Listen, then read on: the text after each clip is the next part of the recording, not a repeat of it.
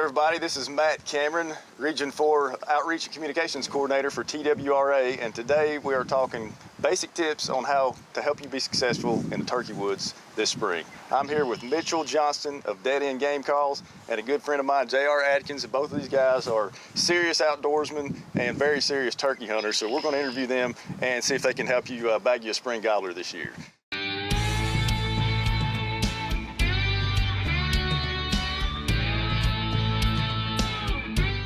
Anything else you'd like to throw out there for a new hunter that might help them be successful that we hadn't touched on already?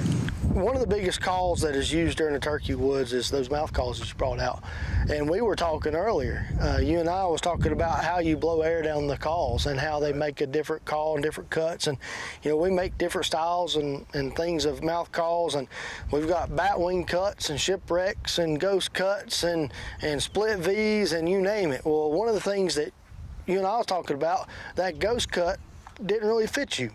And it's because you blow air down the side of a call instead of down the center of a call. If a cut is in the center of a call, it's made so that you blow your air down the center of the call. Yeah. And if it's cut on the right side, it's supposed to be blowing air down the right side of the call, or vice versa. I know that. And so that's one of the things, the reason we make so many mouth calls, we've got calls that's got cuts on the left, cuts on the right, cuts down the center, different stretches, different tensions, different thicknesses of latex. I mean, it's just a whole gamut, and a hunter can be overwhelmed with that, sure. Especially a new hunter. You walk in, you go to your local sporting goods store, and you're looking at all these calls that's there. And you're like, well, what in the world do I pick? What do I choose? My biggest piece of advice, even if it's not a dead end call, is find the call that works for you. And it takes a lot of different calls to make that happen, and you've got to take the time to buy calls and buy 4 or 5 calls, or we sell a 3-pack, and one of the reasons we sell that 3-pack is because you take a new hunter, you can get a split V, a shipwreck, and a batwing 3 in one pack, and you've got 3 calls that you can go try, and it works out well for you because you'll pick one of them 3 that really fits you the best.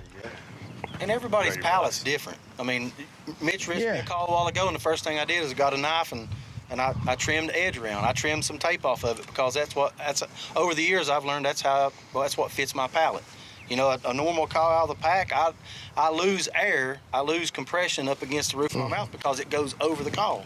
Okay. You got to have a call that fits the roof of your mouth to where you can keep the correct amount of pressure going on it all the time. Is that a trial and error thing too? Knowing what fits? It is. And don't trim a lot. Right. Because you can't put it back.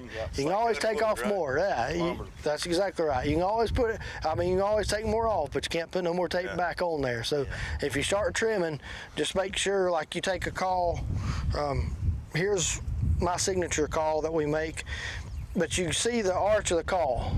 So if you take the arch of that call, like a turkey fan. Yeah, absolutely, looks like a turkey fan. Well, these notches in this call, what most people don't realize is those notches are there for a reason. So they're slanted on the side, and you think about the curvature of your mouth, you know, your teeth are curved. So those notches right there, those slants, is supposed to fit up against the back of your teeth, the top of your teeth. Okay. All right, so if you're going to cut tape off of this call, make sure that you take and cut that tape little by little in that same arch.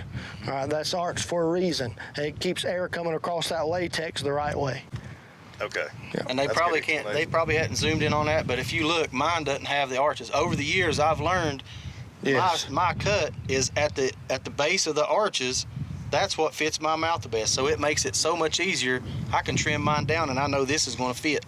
You know, with that arch. So, and that's just something you had to learn. It is. Right. I mean, I boogered up a few, but you know, tape, and with Mitchell's calls, with the dead end calls, the tape has came so far from. I mean, 25, 30 years ago when we was calling first starting out. I mean, tape. It was like putting a piece of masking tape in your mouth. But yes, it was. But now this tape, it's just soft, and it's just. I mean, it compresses it. You know, within minutes. You can have a call that fits your mouth perfectly versus it used to take a week to get one broken. Yeah, it did. Absolutely.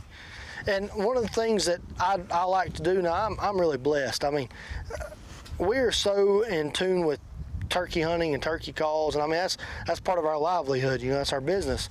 And I'll never forget bringing my kids home before I brought them home from the hospital. One of the first pictures I have of my kids is a mouth call sitting on their forehead as a baby. Yeah, you know, like pacifier. that's it. I mean, yeah, it was me. It's like, you know, my wife, if I get whiny, she just said, "Get a turkey call so you'll be quiet." No, I just pick it, but it's you know, it is like my pacifier. I keep one with me. I'm not saying year round, but sometime through the week I'm running a turkey call, and most of the time I've got them in my pocket. And one of the things people ask is, how do I store this thing? How do I keep it from going bad? You know, a lot of people put them in the refrigerator. That's fine if you want to do that. I don't. You know, when this latex comes to us, it comes to us with a powder on it, and it's supposed to stay dry. So what I do at the end of a hunt in the afternoon, I actually take the call out and I set it on my pack, and I might put it on my entertainment center somewhere high. If you got young kids, the kids don't get them, and I'll let it dry out overnight. And I'll close that case up, and it's good to go. Absolutely. I put one wet up from last year, and it's got like mold or something growing. Right. The key is to let that thing dry out. Absolutely. And one of the reasons they keep it in the refrigerator is to keep the heat from getting to the latex. Right. And if you got a call that's room temperature, I mean, I've got calls that I run for competition that I've ran for years. I mean, the same calls over and over and over and over again.